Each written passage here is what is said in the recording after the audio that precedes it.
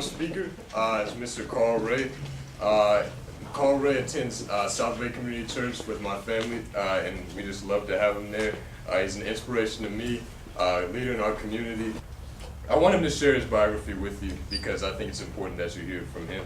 But without any further ado, I'd like to invite Mr. Carl Ray to the stage.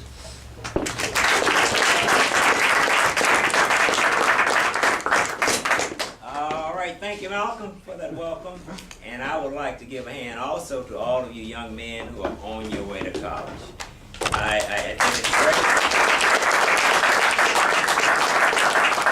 And I was impressed by the video that you sent out with some of your material where you compared black men in college versus black men in prison and talked about black men are enrolling in college at a higher rate. That's good, but we're still low. But we're depending on men like you to bring those numbers up, okay? All right, because we often hear the thing about black men are an endangered species. And we don't want to buy into that. And when we look at the number of black men that's in prison or unemployed, we have a tendency to believe that we are an endangered species. But we must take care of each other to make sure we do not become extinct. All right, the thing that I'm going to talk to you about today is, first of all, knowing the system that you live in so you can navigate the system. You're growing up in America, you need to know what type of environment and what conditions that you're going to face. You're going to hear those saying there's a level playing field. No, it's not a level playing field. Never has been a level playing field and probably never will be, but that's okay. That doesn't mean that you can't succeed. All you want to know is, what are the rules to the game, and what are the conditions I'm going to be playing under? It's kind of like a football game, you know? Once you step on the field, you may be running uphill. And you're not going to be on AstroTurf all the time. Sometimes it's going to be raining, it's going to be muddy, it's going to be a little ice in some places. Well, now you know you can't wear the same type of shoe that you wear on AstroTurf. So you're going to need shoes with some longer cleats. So when you run, they will penetrate the ground, so you won't be slipping down.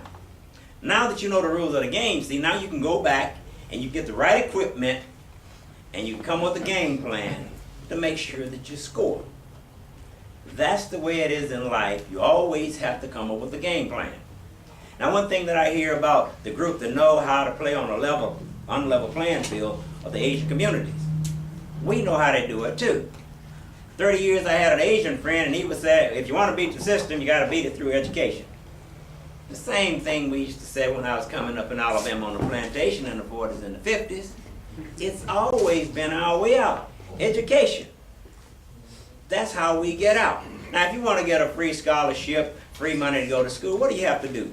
You have to make good grades, have a high GPA, high test scores, and you're going to get a free scholarship.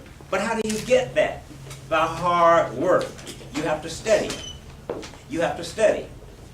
And if you want to use the Asian community as an example, that's great. They hit the books, they did all the right things, and out of the 9 USC schools in the California system, who is the largest population on those campuses? Asian Americans. They worked hard, they studied hard. That's how you get there. You don't get there by playing video games, you don't get there by texting. You're not going to get there. You get there by study, study, work, work, work. That's how you get there. Okay? So now we know the formula to getting there. Work, work, work, work, work. That's what we have to do. Now I'm going to give you a couple of secrets to success. 1, ask questions. 2, think. Number 3, know who you are. Know your history, know your African American history, know your identity. That's a statement you should always remember. I heard it years ago. The man who knows his identity is independent. The man who do not know his identity is dependent. So you want to become independent, and it's very critical that you know who you are. And you have to ask yourself some questions. Sometimes just think, you're in school, why don't you ask yourself the question, why is it that so few teachers who look like me?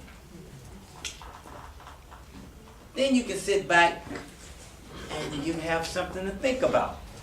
Then you can ask yourself, why is it that African Americans make up 12% of the population, yet we make up almost 50% of the federal and state penal system. That gives you something to think about. And you start thinking about education, penal system. Is there a connection between the two?